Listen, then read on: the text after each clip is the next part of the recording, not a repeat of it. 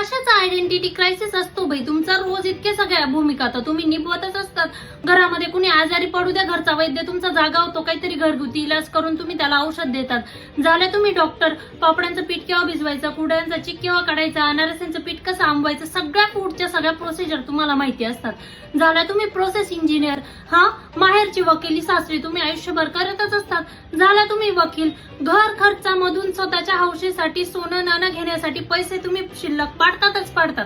झाल्या तुम्ही सीए, रोज छान छान रांगोळ्या काढायच्या, पोरांच्या आर्ट अँड क्राफ्टचे प्रोजेक्ट करायचे. झाल्या तुम्ही आर्टिस्ट, पोरांचा रोज अभ्यास घ्यायचा. झाल्या तुम्ही टीचर, छान रेसिपी करतात, जेवण बनवतात. झाल्या तुम्ही शेफ, स्वतःचा मेकअप स्वतःच करायचं, स्वतःचं स्टायलिंग स्वतःच करायचं, चेहऱ्याला काही माहिती चोपडत राहायचं. झालं तुम्ही ब्युटिशियन, स्टायलिस्ट. आजकाल तर बायका छान छान व्हिडिओ बनवतात स्वतःच विचार करून. झालं तुम्ही ऍक्टर, डायरेक्टर, रायटर, क्रिएटर. घरातल्या वस्तूंचे स्क्रू टाईट करायचे, लोकांच्या डोक्याचे स्क्रू टाईट करायचे. झाल्या तुम्ही मेकॅनिकल. पोरांना शाळेला उशीर होऊ द्या, स्कूटर विमानाच्या स्पीडने तुम्ही शाळेपर्यंत घेऊन जातात. झाल्या तुम्ही पायलट.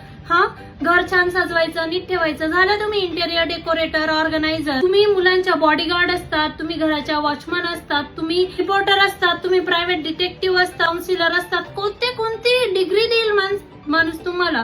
इतके सगळे कौशल्य आहे तुमच्याकडे. फक्त कागदाचा तुकडा नाहीये. समजलं का?